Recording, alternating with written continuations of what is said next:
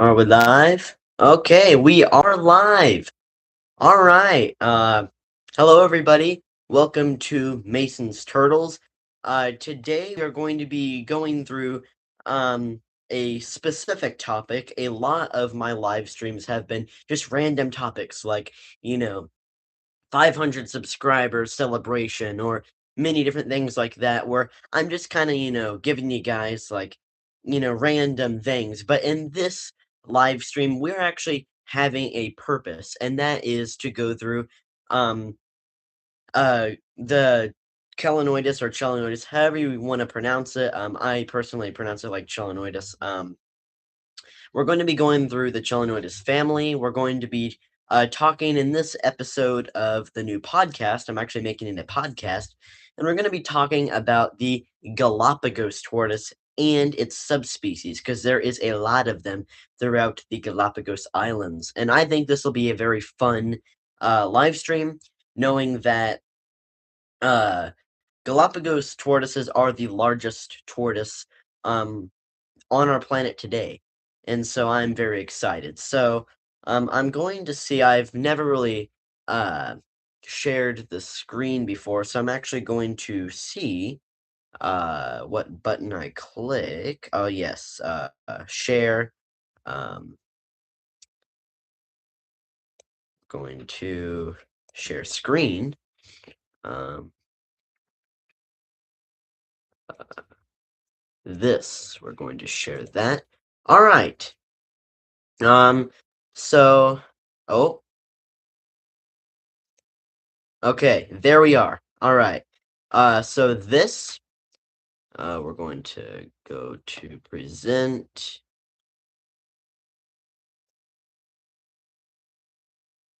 Let's see here. Let's present. But I need to get back to you guys. So sorry, I am very unfamiliar with this. Anyways, uh,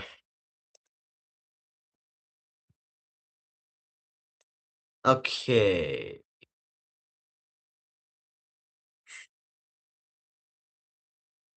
Um, this is interesting. So, uh,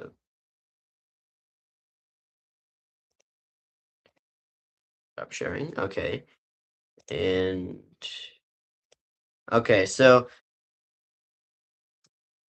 if you know how to do this, actually just say it in the comments because so anyways, um so as we know, like Galapagos tortoises, there are many conservation efforts going on with them, but one of the many that is more recent is um with the like we recently, not we as in me, but uh a lot of people recently, this organization, I forgot the name of it, but a lot of them just recently released a lot of Galapagos tortoises back into the wild just last year. Um and I think that's really cool. I think that's neat how we can do things like this.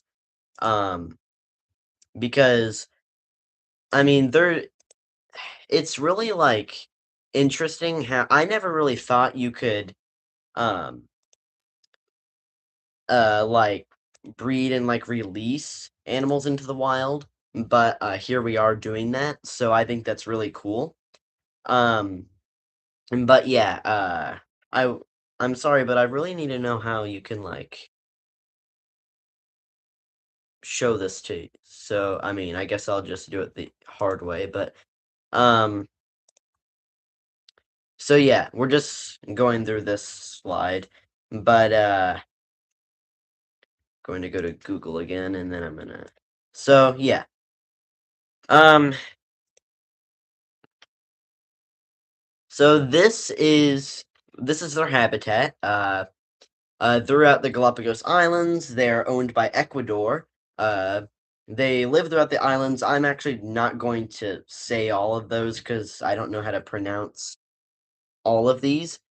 But you can kind of see a little map down here of all the little islands, and I think it's really neat because this like includes all of the um tortoises because that's what goes into like the localities and things like that. That kind of like can show you, okay, so that's how you know where you find, your subspecies is, throughout the Galapagos Islands, like there's the Pinta Island, which is home to, of course, the Pinta Island tortoises. Um, which was what was his name?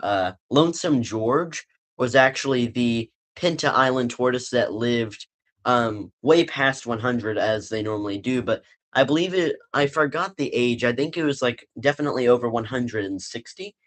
I think I'm not for sure, but I think it was over 160, maybe it was 150 years of age that we uh looked and looked on those islands because he was the last Pinta Island tortoise um that was ever on Earth.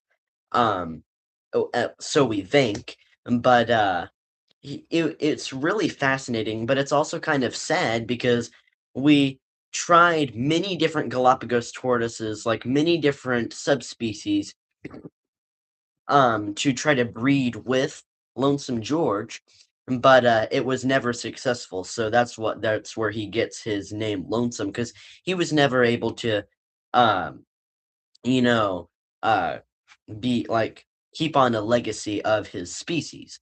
So which is really sad, but actually going to show you guys all of the subspecies that I once again do not really know how to pronounce. Um, Here you are. So yeah, these are all of the subspecies. As I was just talking about right here, uh this is what Lonesome George was, that really long neck, as you can see right there, the Pinta Island tortoise.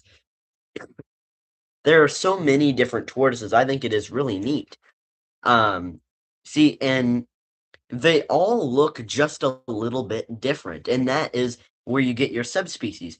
And we actually messed up because the main species of Galapagos tortoises, like I don't really know how to fully explain it, but like the main species in a zoo, we tried to breed.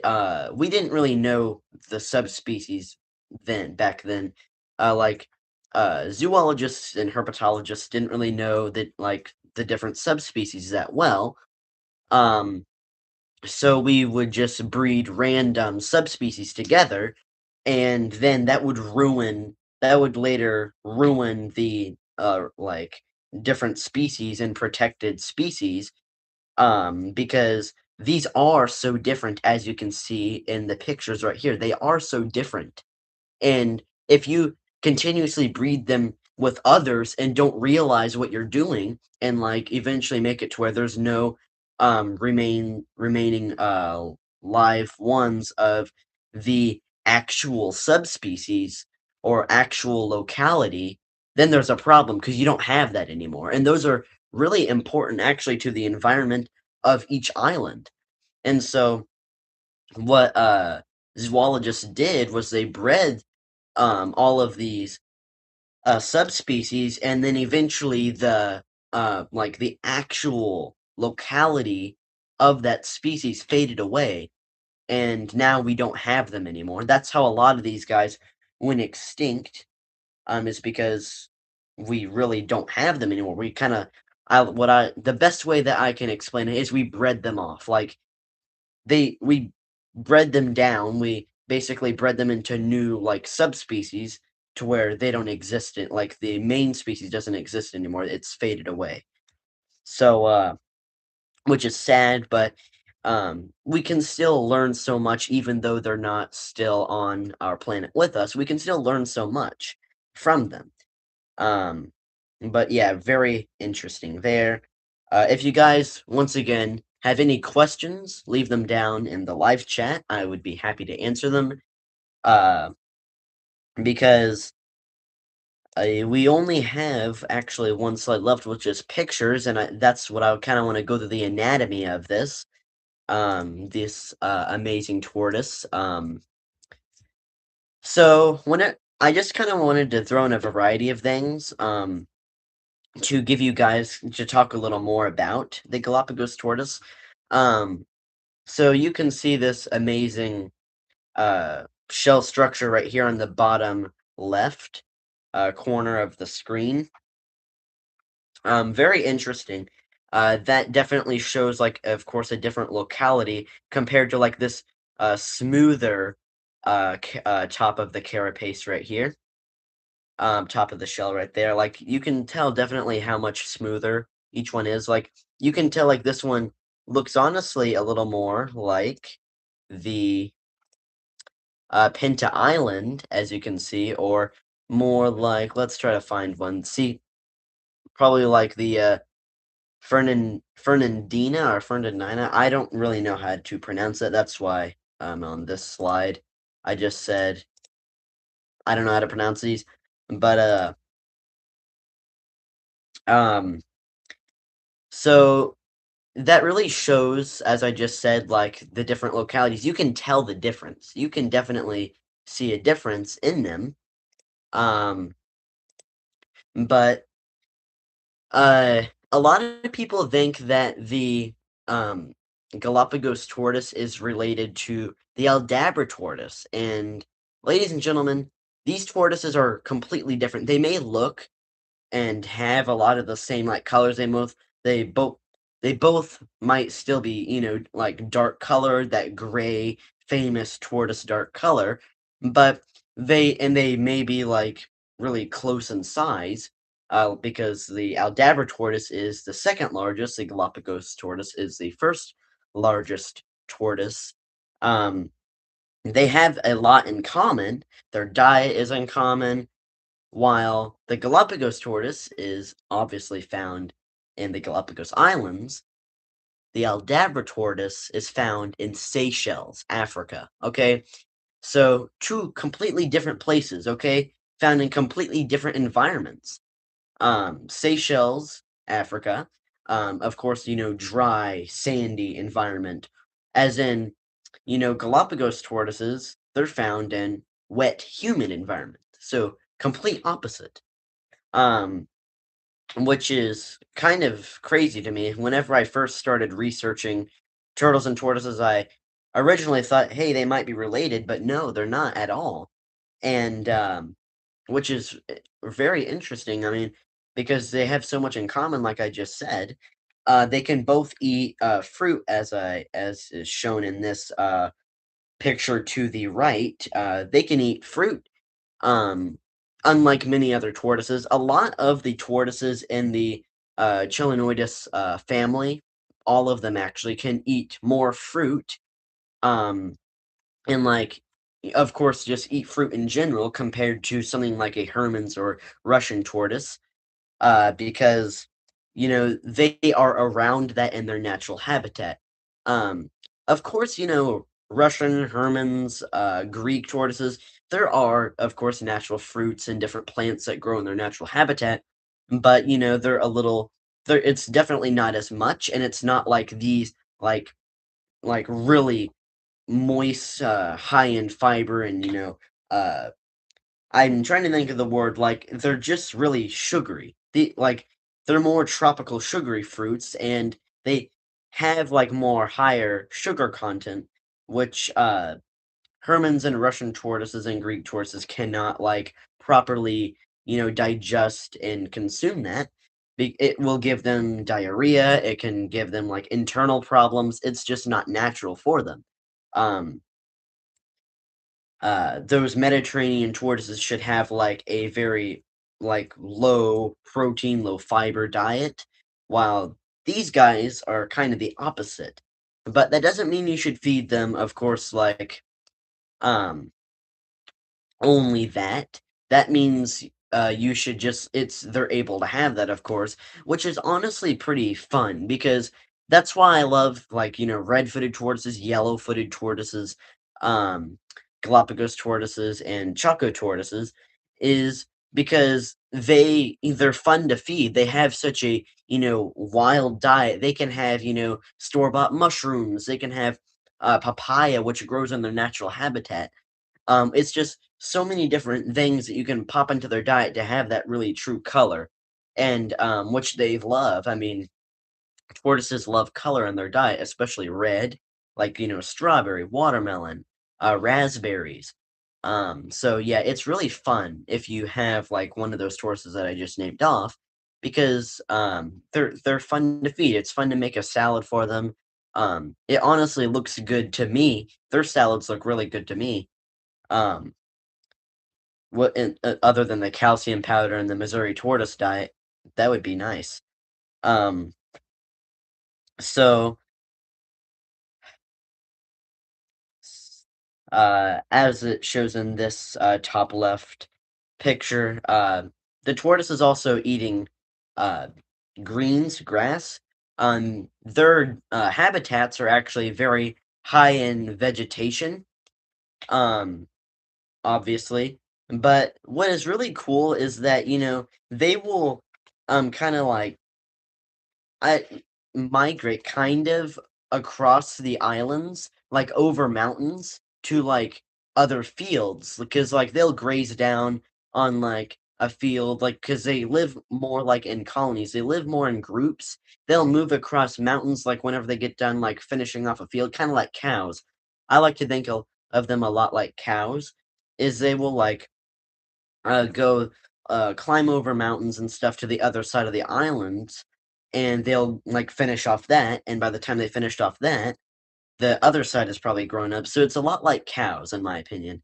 And I mean, they have a lot in common with cows, other than obvious things, but which is pretty interesting.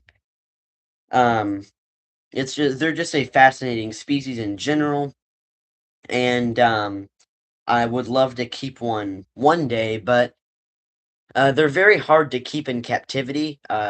If anyone out there has ever kept a sulcata tortoise, even a red-footed tortoise, that kind of gives you even like a kind of an idea of what it takes to keep a Galapagos tortoise. Because Galapagos tortoises, think of the curiosity of and like the curiosity of a red-footed tortoise, how they want to get into things all the time.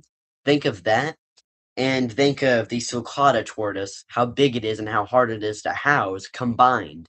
Think about how hard that would be to keep.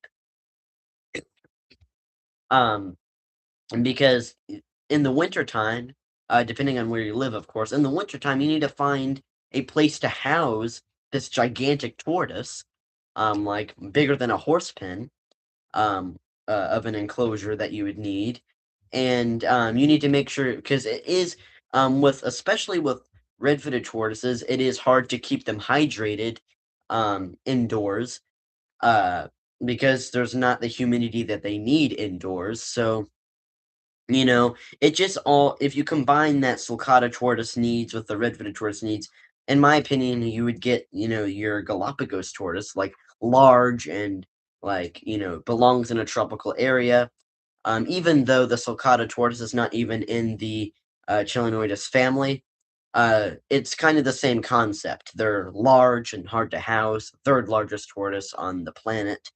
And so, yeah, that is going to be all for the Chelonoidis podcast, episode one, Galapagos tortoises for today. And next episode, I would like to get more into red-footed tortoises. I have gotten into red-footed tortoises so many times. That is like the spotlight of my channel. Knowing that I have Sheldon down here, which is actually finishing up a salad that I just gave him. He is the spotlight of my channel, the mascot. I want to get into the depths of like, red-footed tortoises will go into that video as well. Red-footed tortoises, yellow-footed tortoises, you got a cherry head tortoises, and then I'll go through the different sizes of them, the different localities, because they're found in through all throughout South America, from Panama all the way down to Argentina, northern Argentina. And so I think that will be a great episode in the next episode. So I hope you guys learned something, and I'll see you all later as soon as I figure out how to end a live stream. Oh, yes. Let's see here.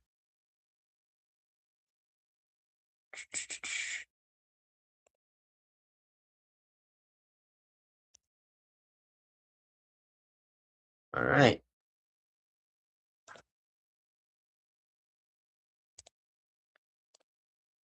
This always takes me forever to end. Oh yeah. Um,